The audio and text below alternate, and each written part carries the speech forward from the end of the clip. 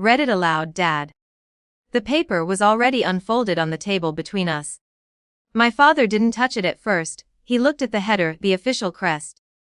The rigid formatting that military documents always seem to carry. His eyes moved across the first few lines without really reading them. You can just tell me what it says, he muttered. I'd rather you read it. The room was quiet except for the ceiling fan and the faint ticking of the wall clock.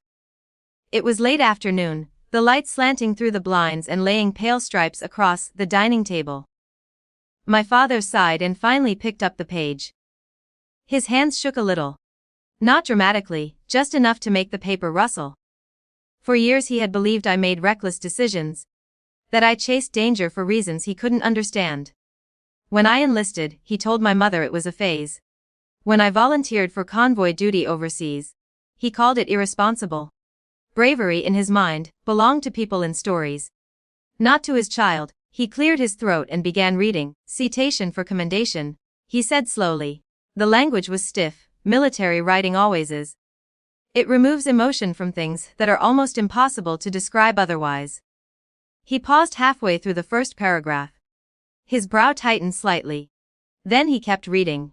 She drove alone into hostile territory after the initial convoy had withdrawn. The words hung in the air. My father glanced up at me briefly, as if checking whether he'd read it correctly. I didn't say anything, he continued.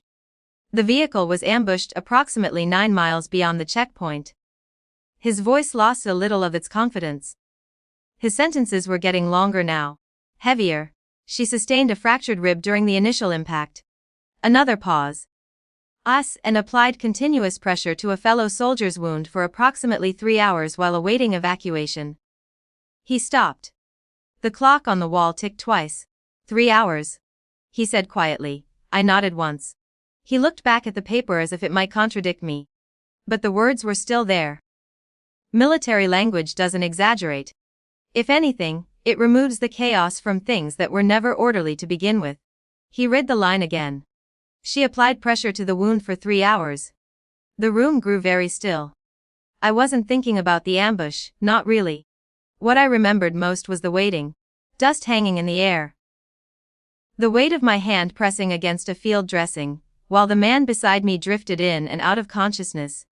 The pain in my side from the cracked rib had faded after the first hour. The body has ways of dulling things when it needs to. Mostly I remembered the quiet. My father reached the bottom of the page. He read the final sentence more slowly than the others. For actions demonstrating exceptional composure and commitment to the preservation of life under hostile conditions. When he finished, he didn't immediately put the paper down. Instead he stared at it for several seconds, as if the document might change if he looked away. Then something slid from the envelope beneath it. A photograph. It slipped across the table edge and fell softly to the floor between us. Neither of us moved right away. My father eventually leaned down and picked it up. It was a simple photo. Someone had taken it after the evacuation helicopter arrived. The vehicle behind us looked worse than I remembered, metal bent inward, dust covering the windshield.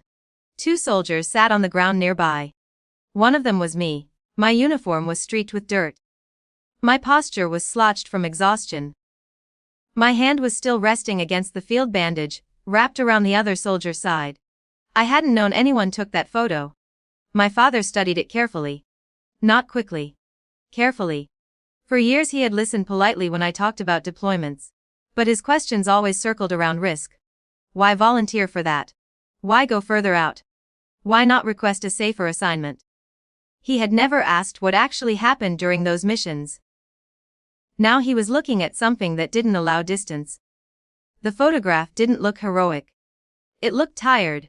Real. My father turned it slightly, examining the background, the damaged vehicle, the dust still hanging in the air behind us. Then he looked at the citation again. She drove alone into hostile territory. He repeated quietly. It sounded different when he said it the second time. Less like a sentence. More like a realization. For a long time he had believed I was chasing danger without thinking. Now he was holding proof that sometimes I drove toward it, because someone else needed help. He set the photograph on the table beside the paper. Not back inside the envelope, Just beside it. The gesture was small but deliberate. Was he K? He asked after a moment. The question surprised me. Yeah, I said. He made it. My father nodded slowly. He didn't say anything else for a while. The sunlight had shifted further across the table, touching the corner of the photograph now. Eventually he folded the citation again, carefully along its original creases. But he left the photograph where it was. I noticed that. And I understood what it meant. He wanted to look at it again later. Maybe when no one else was in the room. We sat there a while longer without speaking. Nothing about the past had been erased. Years of misunderstanding don't disappear in a single afternoon. But something had changed. For the first time, my father wasn't imagining who I was. He had seen it.